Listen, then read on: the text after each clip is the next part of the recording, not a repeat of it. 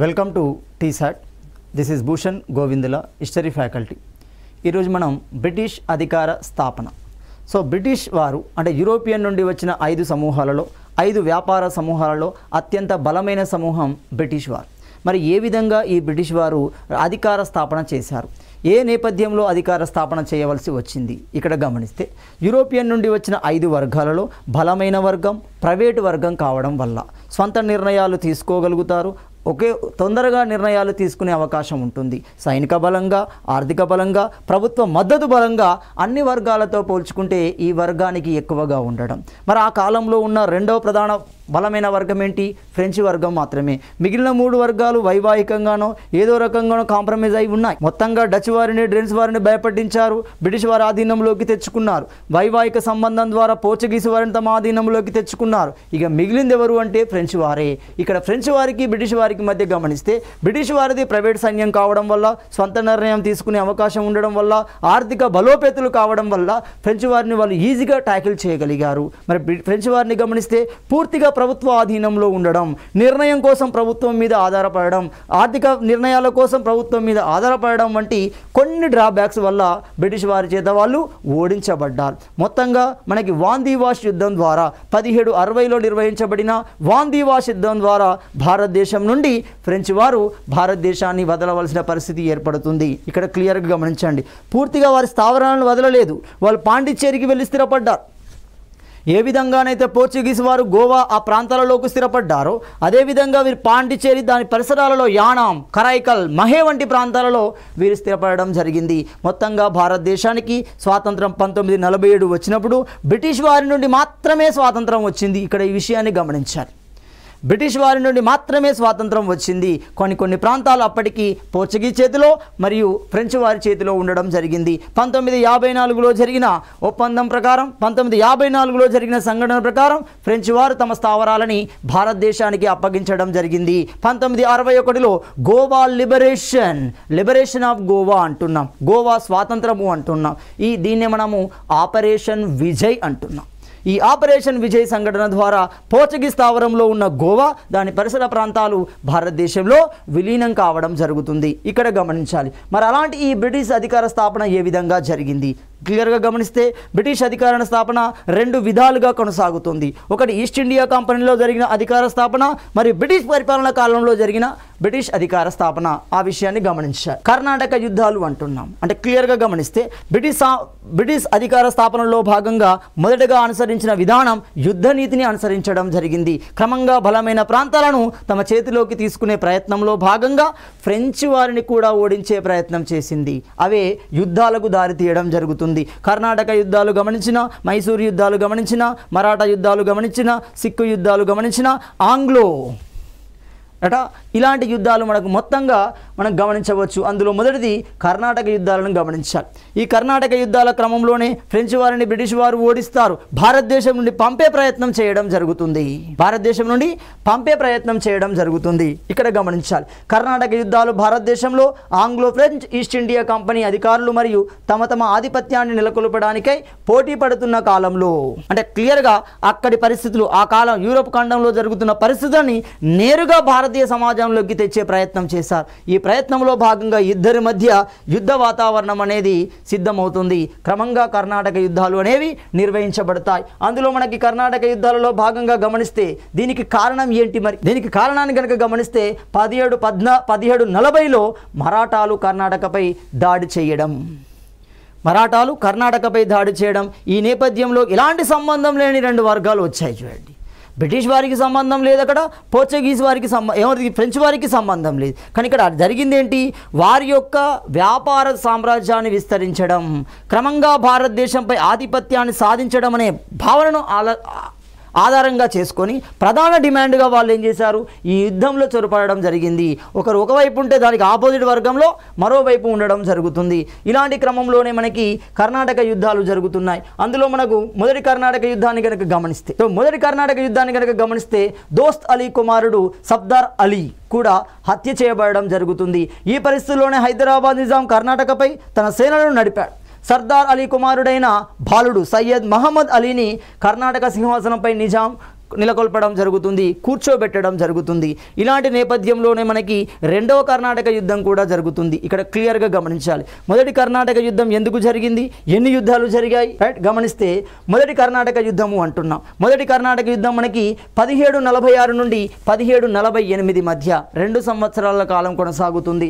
రెండవ కర్ణాటక యుద్ధాన్ని గమనిస్తే 1748 నుండి 1756 మధ్య కొనసాగడం జరుగుతుంది. మూడవ కర్ణాటక యుద్ధాన్ని గమనిస్తే 1756 నుండి 1763 మధ్య కొనసాగడం జరుగుతుంది. మరి మొదటి కర్ణాటక యుద్ధం ఎందుకు జరిగింది, ఎలాంటి కారణాల నేపథ్యంలో జరిగింది, దీని యొక్క ఫలితం ఏంటి గమనిస్తే సంబంధం లేని విషయం ద్వారా ఈ యుద్ధం జరుగుతుంది. చూడండి, ఇక్కడ ఆంగ్లో ఫ్రెంచ్ వారి మధ్య జరిగిన మొదటి కర్ణాటక యుద్ధానికి ప్రధాన కారణం ఏంటి అంటే ఐరోపా ఖండంలో జరిగిన ఆస్ట్రియా వారసత్వ యుద్ధం. అంటే ఆస్ట్రియా రాకుమారుడు మరణానంతరం సింహాసనం ఎవరి చేతిలోకి వెళ్ళాలి, ఆ ఆస్ట్రియా వారసత్వ యుద్ధమే ఈ మొదటి కర్ణాటక యుద్ధానికి కారణం కావడం జరుగుతుంది. 1744 నుండి మనకు 1744లో ప్రారంభమైన యుద్ధం 46-48 మధ్య ప్రత్యక్ష పోరుకు దారితీయడం జరుగుతుంది. ఈ యుద్ధంలో ఏం జరిగింది ఇక్కడ గమనిస్తే అన్వరుద్దీన్ సేనలకు ఫ్రెంచ్ సైన్యాలకు మధ్య షాంతోమ్ యుద్ధం అనేది జరుగుతుంది. షాంతోమ్ యుద్ధం అనేది మొదటి కర్ణాటక యుద్ధంలో జరిగిన సందర్భం. ఈ విషయాన్ని మనం గమనించాలి. షాంతోమ్ యుద్ధం ద్వారా తెలిసిన విషయం ఏంటి, షాంతోమ్ యుద్ధం ద్వారా భారతీయ సైనికులు, భారతీయ రాజరిక వ్యవస్థ యొక్క బలహీనత ఫ్రెంచ్ వారికి, ఇటు ఇంగ్లీష్ వారికి అర్థమైంది. అంటే వీళ్ళు ఖచ్చితంగా బలహీనులు, వీళ్ళని ఖచ్చితంగా అటాక్ చేసి మనం గెలవవచ్చు అనే స్థాయిలోకి వాళ్ళు వెళ్ళారు. అప్పటి వరకు భయపడ్డారు, మొఘల్ సామ్రాజ్యాన్ని చూసి, ఇతర రాజ్యాలను చూసి వాళ్ళు భయపడ్డారు. కానీ ఎప్పుడైతే షాంతోమ్ యుద్ధంలో అవలీలగా ఫ్రెంచ్ వారు భారతీయ సైన్యాలపై గెలుపొందడంతో క్రమంగా వాళ్ళు ఒక నిర్ణయానికి వచ్చారు. నేరుగా యుద్ధ నీతిని ఉపయోగించడం, నేరుగా భయపెట్టించడం, నేరుగా అటాక్ చేయడం ద్వారా వారిని లొంగ తీసుకోవచ్చనే భావనలోకి వెళ్ళిపోవడం జరుగుతుంది. క్రమంగా ఇది ఇంగ్లీష్ మరియు ఫ్రెంచ్ వారి మధ్య ప్రత్యక్ష పోరుకు కారణమవడంతో ఆ సంధి ఆక్సిలా చాపెల్ సంధి అంటున్నాం. ఈ ఆక్సిలా చాపెల్ సంధి అనేది మొదటి కర్ణాటక యుద్ధం అంతానికి కారణం కావడం జరుగుతుంది. ఈ ఆక్సిలా చాపెల్ సంధి ప్రకారం ఫ్రెంచ్ ఇంగ్లీష్ మధ్య సయోధ్య కుదిరి వాళ్ళు ఆక్రమించుకున్న ప్రాంతాలను ఇరువురికి ఇచ్చుకోవడం జరిగింది. రెండో కర్ణాటక యుద్ధాన్ని గమనిస్తే వారసత్వం అనేది ప్రధాన కారణం అవుతుంది. ఈ వారసత్వం ఎవరెవరి మధ్య జరిగింది, అక్కడ హైదరాబాద్ను పరిపాలిస్తున్న నిజాముల మధ్య, ఇటు ఆర్కాడ్ ప్రాంతాన్ని పరిపాలిస్తున్న ఆర్కాడ్ నవాబుల మధ్య ఏం జరుగుతుంది ఇక్కడ గమనించాలి. ఎప్పుడైతే హైదరాబాద్ రాజ్యానికి స్థాపకుడు నిజాం ఉల్ ముల్క్ అవుతున్నాడు, ఈ నిజాం ఉల్ ముల్క్ మరణానంతరం కొడుకు మరియు మనవని మధ్య సింహాసనం కోసం పోరాటం అనేది జరుగుతుంది. ఇటు నాసిర్ జంగ్, అటు ముజఫర్ జంగ్ అవుతున్నాడు. నాసిర్ జంగ్ కుమారుడు అవుతున్నారు, ముజఫర్ జంగ్ మనవడు అవుతున్నాడు. కాబట్టి సింహాసనం కోసం జరిగిన పోరు వారసత్వ యుద్ధము అవుతుంది. అంటే సింపుల్, కుటుంబంలో సింహాసనం కోసం ఆ కుటుంబ సభ్యుల మధ్య జరిగే గొడవలనే వారసత్వ యుద్ధాలు అంటాం, హెరిడిటరీ వార్స్ అంటున్నాం. మరి ఇలాంటి సందర్భమే ఈ కర్ణాటక కేంద్రంగా, ఆర్కాట్ కేంద్రంగా ఏం జరిగింది, మామ అల్లుళ్ళ మధ్య జరుగుతుంది. చూడండి, మామ అల్లుళ్ళ మధ్య జరగడం జరుగుతుంది. దీనిలోకి వీళ్ళు దూరుతారు. చూడండి, ఒకటి కర్ణాటకలో అన్వరుద్దీన్ చందా సాహెబ్ల మధ్య మామ అల్లుళ్ళు అవుతారు, అన్వరుద్దీన్ చందా సాహెబ్ల మధ్య.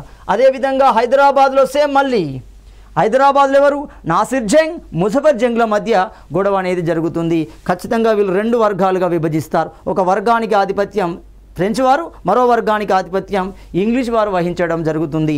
ఈ సందర్భంలోనే డూప్లే తనదైన చాకచక్యాన్ని ఉపయోగించుకొని ముజఫర్ ఏమవుతుంది, జూపార్ జంగ్ అనే బిరుదును పొందుతాడు, ఉత్తర సర్కారును పొందడం జరుగుతుంది. ఇలాంటి క్రమంలోనే రాబర్ట్ క్లైవ్ తన యుద్ధ నీతిని, తన చాణక్యతను ఉపయోగించుకొని ఆర్కాట్ వీరుడుగా ప్రసిద్ధి చెందడం జరుగుతుంది. ఈ 3 విషయాలు క్లియర్గా ఇంపార్టెంట్. రాబర్ట్ క్లైవ్ ఆర్కాట్ వీరుడుగా మారడం, డూప్లే జూపార్ జంగ్ బిరుదును పొందడం, అదేవిధంగా ఉత్తర సర్కారులను హైదరాబాద్ నుండి తీసుకోవడం. ఎప్పుడైనా గమనించండి, ఎప్పుడైతే ఉత్తర సర్కారులు హైదరాబాద్ నుండి తీసుకుంటున్నారో రైట్, క్రమంగా బ్రిటిష్ వారు హైదరాబాద్లోకి ఎంటర్ అవ్వడం జరుగుతుంది. దాన్నే మనము పారామాంటసీ ఆఫ్ బ్రిటిష్ వర్సెస్ నిజాం అంటాం. చూడండి, అంటే నిజాంకి బ్రిటిష్ వారికి మధ్య సత్సంబంధాలు ఏర్పడడం, క్రమంగా నిజాం మీద బ్రిటిష్ ఆధిపత్యానికి దారి తీయడం అనేది ఈ రూపంలోనే వస్తుంది. చూడండి, ఇక్కడ క్లియర్గా గమనిస్తే హైదరాబాద్లోని నాసిర్ జంగ్, ముజఫర్ జంగ్ల మధ్య హైదరాబాద్ రాజ్య సింహాసనకై జరిగిన యుద్ధం కారణమవుతుంది. మరి ఏమవుతుంది ఇక్కడ రెండు వర్గాలు విడిపోవాలి. రాబర్ట్ సేనలు ఫ్రెంచ్ సేనలని అరణి యుద్ధం వద్ద అరణి అనే ప్రాంతం వద్ద ఓడించడం జరుగుతుంది. ఆర్కాట్ బ్రిటిష్ వారి వశం కావడం జరుగుతుంది.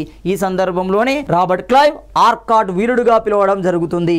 అదేవిధంగా పాండిచ్చేరి సంధితో ఈ యుద్ధం ముగిసిపోతుంది. ఎప్పుడు జరిగింది పాండిచ్చేరి సంధి? 1766లో మనకు పాండిచ్చేరి సంధి ఇటు ఫ్రెంచ్ వారికి ఇటు ఇంగ్లీష్ వారికి మధ్య జరుగుతుంది. ఈ ఇరువురు తమ ఆక్రమించిన ప్రాంతాలని చెరొకరికి ఇచ్చిపుచ్చుకోవడం జరిగింది. పాండిచ్చేరి సంధి. మొదటి కర్ణాటక యుద్ధం ఆక్సిలా చాపెల్ సంధి. రెండవ కర్ణాటక యుద్ధం మనకి పాండిచ్చేరి సంధి అవుతుంది. మూడో కర్ణాటక యుద్ధాన్ని గమనిస్తే మూడో కర్ణాటక యుద్ధానికి సప్తవర్ష సంగ్రామం కారణమవుతుంది. సప్తవర్ష సంగ్రామం కారణమవుతుంది. క్వశ్చన్ బాగా గమనించాలి. మ్యాచ్ ద ఫాలోయింగ్స్లో అడగడానికి అవకాశం ఉంటుంది. యుద్ధం దాని సంధి, యుద్ధం అందులో పాల్గొన్న వ్యక్తులు. ఇక్కడ క్లియర్ గమనిస్తే యుద్ధం దాని సంధిలో మూడో కర్ణాటక యుద్ధం గమనిస్తే దానికి కారణం ఏమవుతుంది? సప్తవర్ష సంగ్రామం. కాబట్టి 1756 నుండి 63 ఎన్ని సంవత్సరాలు చూడండి? 7 సంవత్సరాలు. సప్తమి 7 అవుతున్నాయి. సప్తవర్ష సంగ్రామము అవుతుంది. ఈ కారణ నేపథ్యంలో నేరుగా ఎవరెవరికి ఇటు బ్రిటిష్ వారికి ఫ్రెంచ్ వారికి యుద్ధ వాతావరణం అనేది సంభవిస్తుంది. ఈ సందర్భంలోనే 1760 వాందీవాష్ యుద్ధం జరిగింది.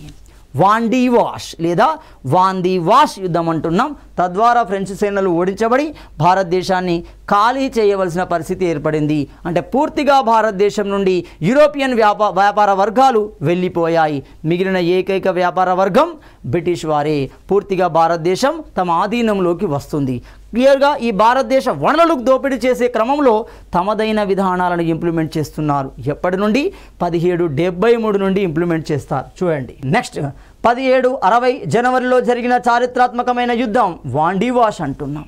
మరి ఈ వాండీవాష్ యుద్ధం ఎవరెవరి మధ్య?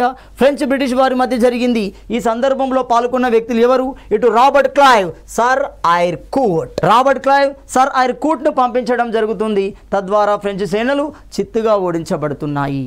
అంటే ఇప్పుడు వాండీవాష్ యుద్ధంలో క్రియాశీలక పాత్ర పోషించింది రాబర్ట్ క్లైవ్. తన తరపున సర్ ఐర్ కూట్ పాల్పంచుకోవడం జరిగింది. పాండిచ్చేరి పూర్తిగా ఎవరి చేతిలోకి వస్తుంది? ఆంగ్లేయుల చేతిలోకి వస్తుంది. దీంతో ఫ్రెంచ్ ప్రాబల్యం క్షీణించింది. ఐరోపాలో సప్తవర్ష సంగ్రామం 1763లో ప్యారిస్ సంధితో ముగిసిపోవడం జరిగింది. సో క్లియర్గా పాండిచ్చేరి మళ్ళీ ఇప్పుడు ఎవరి చేతిలోకి వచ్చింది? ఇంగ్లీష్ వారి చేతిలోకి వచ్చింది. అక్కడ ప్యారిస్ సంధి జరిగింది. ఫస్ట్ది ఆక్సిలా చాపెల్, రెండోది పాండిచ్చేరి, మూడోది ప్యారిస్. ఈ సంధిలో సయోధ్య ఏమవుతుంది? ఇరు ప్రాంతాలు ఒకరు ఆక్రమించిన ప్రాంతాలు మరొకరికి ఇచ్చిపుచ్చుకోవడం, ఎవరి ప్రాంతాలు వారికి ఇచ్చిపుచ్చుకోవడం జరుగుతుంది. కాబట్టి ఆంగ్లేయుల చేతిలో ఉన్న పాండిచ్చేరిని ఫ్రెంచ్ వారికి ఇవ్వడంతో ఫ్రెంచ్ వారు భారతదేశం ఖాళీ చేసి పాండిచ్చేరిలో స్థిరపడడం జరిగింది. అంటే ఇప్పుడు క్లియర్గా భారతదేశం నుండి వాళ్ళు ఫ్రెంచ్కి వెళ్ళిపోయారు. ఆల్రెడీ పోర్చుగీస్ వారు గోవాకు వెళ్ళి సెటిల్ అయ్యారు, ఇంకా లేరు ఇక్కడ. మిగిలిన గమనించండి ఫ్రెంచ్ వారి వైఫల్యానికి కారణాలు ఏంటి? మరి అంటే మొత్తంగా ఈ ఫ్రెంచ్ వారు ఎందుకు ఓడిపోవాల్సి వచ్చింది? సింపుల్. ఫ్రెంచ్ వారి యొక్క కంపెనీ ప్రభుత్వ కంపెనీ కావడం, ప్రతి నిర్ణయం ప్రభుత్వాన్ని అడగడం, సరి అయిన సైనిక వ్యవస్థ లేకపోవడం, నిర్ణయం స్వంతగా తీసుకోకపోవడం, ఆర్థిక చేదోడు అనేది లేకపోవడం, ఇలాంటి కారణాల నేపథ్యంలో ఏమవుతుంది? ఫ్రెంచ్ వారు సులువుగా బ్రిటిష్ వారి చేత ఓడించబడ్డారు. మరి బ్రిటిష్ వారు గెలవడానికి ఉన్న అవకాశాలు ఏంటి? అది ప్రైవేట్ కంపెనీ కావడం, నిర్ణయం స్వతహాగా తీసుకోవడం, ఆర్థిక మద్దతు అనేది ఎక్కువగా ఉండడం, దాంతోపాటుగా ఆనాటి ఇంగ్లాండ్ మద్దతు కూడా, ఇంగ్లాండ్ రాణి మద్దతు కూడా బ్రిటిష్ వారికి ఎక్కువగా ఉండడం. సో ఇలాంటి నేపథ్యంలో ఫ్రెంచ్ వారు ఓడించబడ్డారు. క్రమగతంగా అతి తక్కువ కాలంలోనే భారతదేశాన్ని వదిలి పాండిచ్చేరికి వెళ్ళవలసిన పరిస్థితి ఏర్పడింది. మరొక యుద్ధాన్ని గమనిస్తే ప్లాసీ యుద్ధము అంటున్నాం. కర్ణాటక యుద్ధం జరుగుతున్న సమయంలోనే జరుగుతుంది. బాగా గమనించాలి. ఇక్కడ క్వశ్చన్ క్లియర్గా టిపికల్గా అడుగుతారు చూడండి. ఇచ్చిన యుద్ధాలు అతడే ఇచ్చేసి వీటిని వరుస క్రమంలో అమర్చండి, కాలం ఆధారంగా వరుస క్రమంలో అమర్చడం అనవచ్చు. కాబట్టి ఇక్కడ ప్లాసీ యుద్ధం 1757. అటు కర్ణాటక యుద్ధాలు జరుగుతున్నాయి చూడండి. కర్ణాటక యుద్ధాలు జరుగుతున్న సమయంలోనే జరుగుతుంది చూడండి. 1757 జూన్ 23వ తేదీన ప్లాసీ యుద్ధము అనేది జరుగుతుంది. ఈ ప్లాసీ యుద్ధం ఏంటి గమనిస్తే భారతదేశంలో బ్రిటిష్ అధికార స్థాపనకి నాంది పలికిన యుద్ధంగా మనం ప్లాసీ యుద్ధాన్ని భావించవచ్చు. మరి అలాంటి ప్లాసీ యుద్ధం ఎందుకోసం జరిగింది? బెంగాల్ను ఆక్రమించడం కోసం జరిగింది. ఇలాంటి క్రమంలోనే దివానీ హక్కులు, నిజామత హక్కులని ద్వంద్వ హక్కులు సృష్టించబడతాయి. పన్నును వసూలు చేసుకునే దివానీ హక్కుని బ్రిటిష్ వారు పొందడం జరుగుతుంది. క్లియర్ గమనించండి. బెంగాల్ నవాబ్ సిరాజ్ ఉద్ దౌలా అంటున్నాం. ఎవరి సిరాజ్ దౌలా? అలీవర్ధని ఖాన్ యొక్క మనవడు. అలీవర్ధన్ ఖాన్ యొక్క మనవడు సిరాజుద్దౌలా అవుతున్నాడు. బ్రిటిష్ సైన్యాలకు మధ్య జరుగుతుంది. ఈ సందర్భంలో బ్రిటిష్ సైన్యానికి నాయకత్వం వహించింది రాబర్ట్ క్లైవ్. మరి ఏ విధమైన నాయకత్వాన్ని వహిస్తాడు, ఏ విధమైన చాకచక్యాన్ని ఉపయోగిస్తున్నాడు? సిరాజుద్దౌలా చాలా బలవంతుడు. అప్పటికే చీకటి గడి ఉదంతం జరుగుతుంది. తద్వారా బ్రిటిష్ సైనికులను తీసుకెళ్లి ఒక చిన్న కోటలో, కోల్కతాలోని చిన్న కోటలో బంధించడం జరుగుతుంది. దాదాపు 128 మంది ఊపిరాడక మరణిస్తారు. అదే చరిత్రలో మనకి చీకటి గది ఉదంతంగా మారడం జరుగుతుంది. దీంతో కోపోద్రేకులైన బ్రిటిష్ వారు ఏ విధంగానైనా ఇతన్ని అణచివేయాలని నిర్ణయం తీసుకుంటారు. ఇలాంటి క్రమంలో అతని యొక్క బలాల మీద ఫోకస్ చేస్తారు. అతని బలం ఏంటి? అతని సైనిక బలమే, సైనిక అధికారులే, ఆర్థిక అధికారులే. ఆర్థిక మద్దతు ఇచ్చే వ్యక్తులు, సైనికంలో బలమైన అధికారులు ఉండడం వల్ల అతడు ఎవరికి భయపడడం లేదు. కాబట్టి ఈ అధికారులను కుట్రపూరితంగా తమ వైపు తిప్పుకుంటారు బ్రిటిష్ వారు. మరి ఏ విధంగా జరిగింది? యుద్ధం ఎందుకు జరుగుతుంది గమనిస్తే, బెంగాల్ సహజ వనరులను స్వాధీనం చేసుకోవాలన్న బ్రిటిష్ వారి యొక్క కోరిక మొదటి కారణమవుతుంది. ఆనాటి భారతదేశంలో అత్యధిక సంపద కలిగిన ప్రాంతాలలో బెంగాల్ ప్రాంతం ఒకటి హైదరాబాద్, 2 బెంగాల్ ప్రాంతం, 3 మైసూర్ ప్రాంతం అవుతున్నాయి. బాగా గమనించాలి. కాబట్టి బెంగాల్ వనరులను దోపిడీ చేయాలనే కోరిక బ్రిటిష్ వారికి ఉండడం ఈ యుద్ధానికి మొదటి కారణమవుతుంది. రెండవది, ఫ్రెంచ్ వారితో బెంగాల్ నవాబుకు గల సంబంధాన్ని విచ్ఛిన్నం చేయడం. ఫ్రెంచ్ వారితో సత్సంబంధాలను కొనసాగిస్తున్నాడు. మరి ఫ్రెంచ్ వారిని బలహీనపరచాలి అంటే ఈ బంధాన్ని విడగొట్టాలి. విడగొట్టినప్పుడే ఫ్రెంచ్ వారు భారతదేశం వదిలి వెళ్తారు, బెంగాల్ వారి చేతిలోకి వస్తుంది. నెక్స్ట్ 3వ పాయింట్ గమనిస్తే, బెంగాల్లో ఫ్రెంచ్ ప్రాబల్యాన్ని అంతం చేయడం. 4వది, సిరాజుద్దౌలా స్థానంలో బెంగాల్ నవాబుగా తమకు అనుకూలమైన వ్యక్తిని నవాబుగా చేయాలని ఆంగ్లేయుల కోరిక.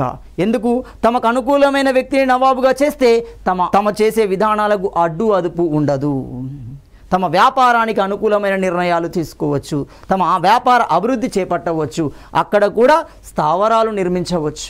ఇరుపక్ష సేనలకు మొత్తంగా జూన్ 23, 1757న ప్లాసీ అనే ప్రాంతం వద్ద యుద్ధం అనేది జరుగుతుంది. సో ఈ యుద్ధంలో జరిగిన కుట్ర ఏంటి? సిరాజుద్దౌలా యొక్క బలమైన సైనికాధిపతులు, ఆర్థికంగా మద్దతు ఇచ్చే వ్యక్తులందరినీ బ్రిటిష్ వారు తమ వైపు తీసుకోవడం జరుగుతుంది. ఏ విధంగా చూడండి. సిరాజుద్దౌలా సేనాధిపతి అయిన మీర్ జాఫర్ అంటున్నా. మీర్ జాఫర్ 1, అమీన్ చంద్ 2, మానిక్ చంద్ 3, జగత్ చౌ 4, రాయదుర్లాబ్ 5, ఏమవుతుంది? రాయదుర్లాబ్.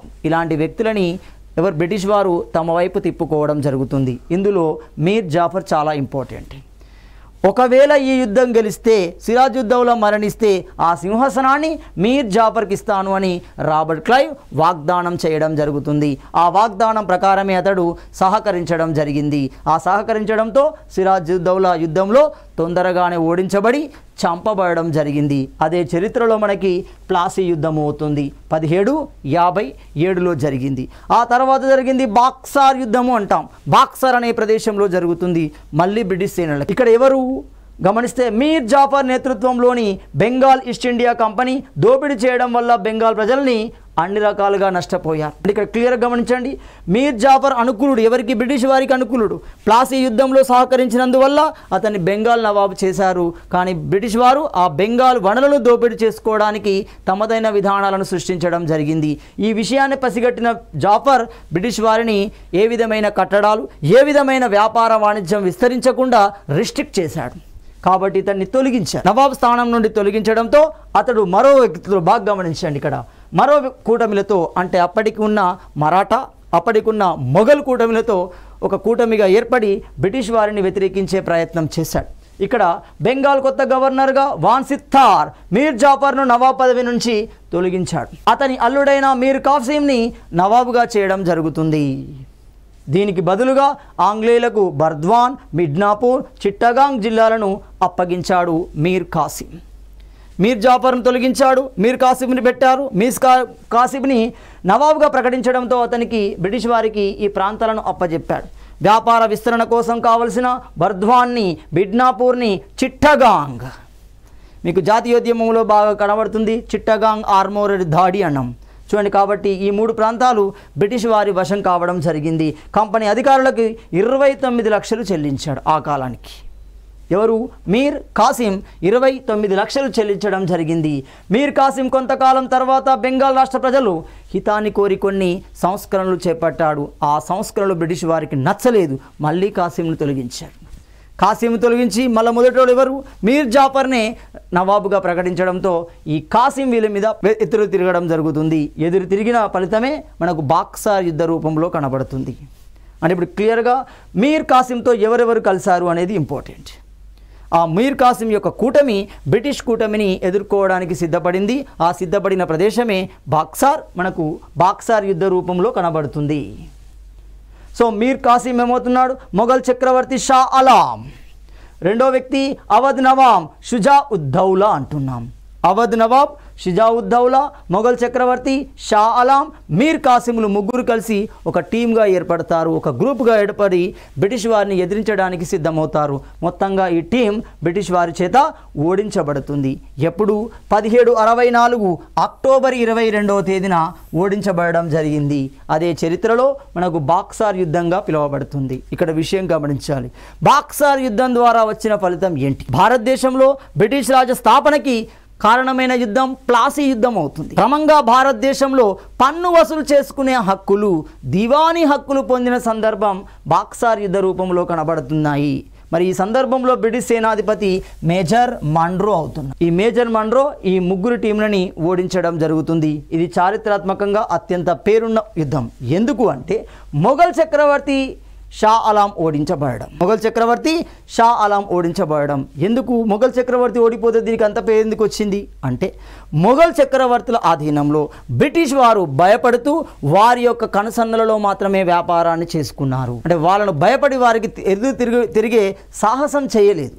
కానీ ఎప్పుడైతే మొఘల్ చక్రవర్తి షా ఆలం ఈ యుద్ధంలో ఓడించబడ్డాడో క్రమంగా మొఘల్ సామ్రాజ్యాన్ని విచ్ఛిన్నం చేయడానికి కావాల్సిన విధానాలు రూపొందించారు. 1857 తిరుగుబాటు తర్వాత రెండవ బహదూర్ షా జాఫర్ని రంగూన్ కేంద్రంగా ఉరితీశారు. అతన్ని కాకుండా అతని కుటుంబ సభ్యులని, అతని కుమారులను సైతం ఉరితీయడం జరిగింది. పూర్తిగా మొఘల్ సామ్రాజ్యాన్ని తుదుముట్టించడం జరిగింది. సో ఈ తర్వాత వాళ్ళు సాహసోపేతమైన నిర్ణయాలు తీసుకున్నారు. చూడండి, అప్పటి వరకు మొఘల్ అంటే వాళ్ళకు చాలా భయం. సో అలాంటి మొఘల్ చక్రవర్తి సువిశాల భారతదేశాన్ని పరిపాలించిన బలమైన మొఘల్ సామ్రాజ్యానికి చెందిన వ్యక్తి ఈ యుద్ధంలో పాల్పంచుకోవడం, ఓడించబడడంతో ఈ యుద్ధానికి చరిత్రలో ఒక ప్రాముఖ్యత కలిగి ఉంది. సో రెండోది ఏమన్నాం? అవధ్ నవాబ్ షుజా ఉద్దౌలా కూడా. అవధ్ 1857 తిరుగుబాటులో కూడా కనబడతారు. చూడండి, ఈ ప్రాంతానికి సంబంధించిన వ్యక్తులు. అవధ్ నవాబ్ షుజా ఉద్దౌలా కూడా ఓడించబడడం జరిగింది. సో ముగ్గురు కూటమి ఒక సైడ్ వచ్చినప్పటికీ బ్రిటిష్ వారు గెలవడంతో క్లారిటీ వచ్చింది. భారతీయులు బలహీన స్థితిలో ఉన్నారు. ఇదే సరైన సమయం భారతీయ వనరులను దోపిడీ చేసుకుంటూ భారతదేశంపై ఆధిపత్యాన్ని ఏర్పాటు చేయడం. సో ఇలాంటి క్రమంలోనే బాక్సర్ యుద్ధం వల్ల మనకు ఏర్పడిన సంధి అలహాబాద్ సంధి అంటున్నాం. మరి ఇలాంటి అలహాబాద్ సంధిలో ఇలాంటి నిర్ణయాలు తీసుకోబడ్డాయి. 1764 చివర అంటే 1765లో మనకి అలహాబాద్ సంధి షరతులు అనేవి నిర్ణయించబడడం జరుగుతుంది. ఈ అలహాబాద్ సంధి షరతుల ప్రకారం విధులు మొత్తం 2 రకాలుగా విభజించబడ్డాయి. పన్ను వసూలు చేసుకునే అధికారాన్ని దివానీ అధికారము అంటున్నాం. పరిపాలన చేసే అధికారాన్ని నిజామత్ అధికారము అంటున్నాం. నిజామత్కు ఎలాంటి ఆర్థిక వనరులు ఉండవు, కేవలం పరిపాలన వ్యవహారాలను మాత్రమే చూసుకోవాలి. దివాన్ అధికారాలకి పరిపాలన అధికారాలు ఉండవు, కేవలం పన్నును మాత్రమే వసూలు చేసుకోవాలి. వాళ్ళకి కావాల్సింది డబ్బులే. కాబట్టి దివానీ హక్కులు బ్రిటిష్ వారు తీసుకొని నిజామత్ హక్కులను మన భారతీయులకి అప్పజెప్పడం జరుగుతుంది. సో క్లియర్గా భారతదేశం మీద పన్ను వసూలు చేసే అధికారం బాక్సర్ యుద్ధం ద్వారా పొందడం జరిగింది. అదే క్రమంగా భూమి శిస్తు విధానాలను సృష్టించడానికి కారణమవుతుంది. సో ఇలాంటి విధానాలు సృష్టించారు. ఒక వారన్ హేస్టింగ్ని గమనించిన, ఒక కారన్ వాలిస్ని గమనించిన, ఒక మెకంజీని గమనించిన మనకు విధానాలు కనబడుతున్నాయి. వాటిని మనము బందోబస్తు విధానము అంటున్నాం, శాశ్వత జమీందారీ పద్ధతి అంటున్నాం, దాన్ని మనం శాశ్వత భూమిశిస్తు పద్ధతి అంటున్నాము, మహల్వారీ పద్ధతి అంటున్నాము, రైతువారీ పద్ధతి అంటున్నాము. అంటే ఈ భూమిశిస్తు విధానాలు సృష్టించడానికి ఇదే కారణమవుతుంది, బెంగాలే కారణమవుతుంది. ఎందుకంటే భూమిశిస్తు రూపంలో వాళ్ళు ఊహించనంత డబ్బు భారతీయ సమాజం నుండి అందించబడుతుంది.